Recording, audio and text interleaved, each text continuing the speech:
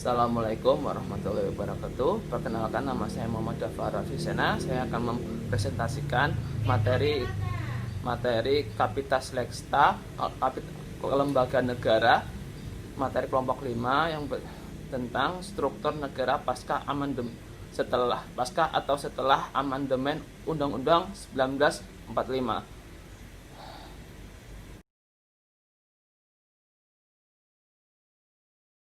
Pertama, kita awali dengan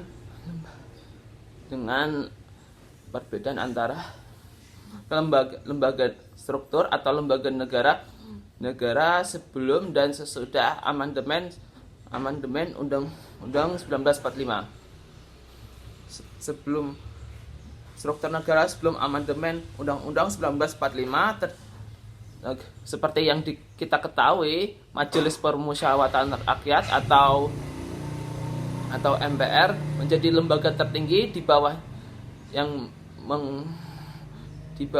dibawahi oleh DPR, presiden yang berupa kepala negara dan pemerintah, Dewan BPK untuk Badan Pemeriksaan Keuangan dan Mahkamah Agung yang merupakan kekuasaan kehakiman tertinggi pada saat itu, dan Dewan Pertimbangan Agung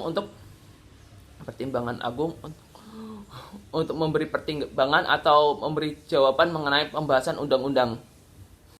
Lanjut pada struktur negara setelah diberlakukan amandemen Undang-Undang 1945 setelah era reformasi, di mana struktur kelembagaan negara kita dirombak dengan menerapkan prinsip checks dan balance. Jadinya tidak ada lagi lembaga tertinggi, dan sekarang hanya tinggal mengikuti trias politika yang legislatif, yang legislatif diantaranya MPR sebelumnya sebagai lembaga tertinggi, DPR dan DPD, eksekutif berupa presiden dan wakil presiden, dan yudikatif merupakan kelembagaan hakiman. Sekarang menjadi 3, bukan hanya Mahkamah Agung, melainkan juga Mahkamah Konstitusi dan Komisi Yudisial, dan BPK masih ada untuk memeriksa anggaran dan keuangan negara, dan Dewan Pertimbangan Agung dihilangkan karena tugas untuk mempertimbangkan dialihkan pada presiden.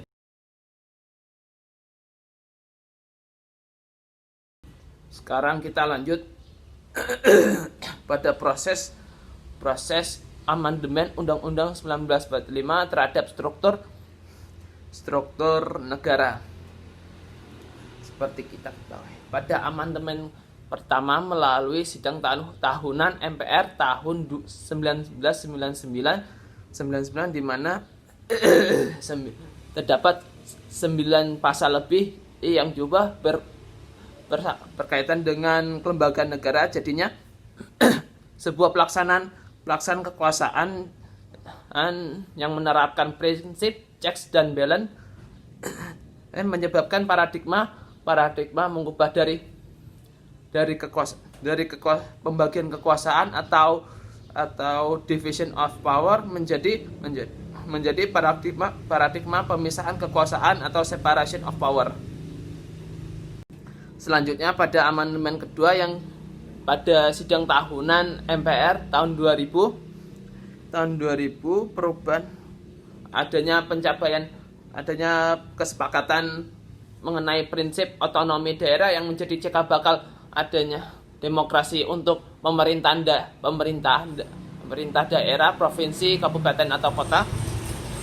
Ada penegasan hak DPR dan beserta anggotanya, maksud lebih tepatnya penambahan hak dan pasal-pasal penerimaan pasal-pasal mengenai hak asasi manusia.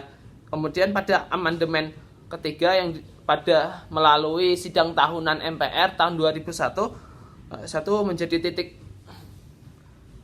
sebagai titik terbentuknya Dewan Perwakilan Daerah atau DPD sebagai lembaga legislatif yang baru, juga Mahkamah Konstitusi dan Komisi Yudisial yang termasuk lembaga yudikatif serta penerimaan pasal mengenai pemilihan presiden secara langsung pada putaran pertama dan pemberian presiden beserta ketentuan mengenai pemilihan umum secara langsung.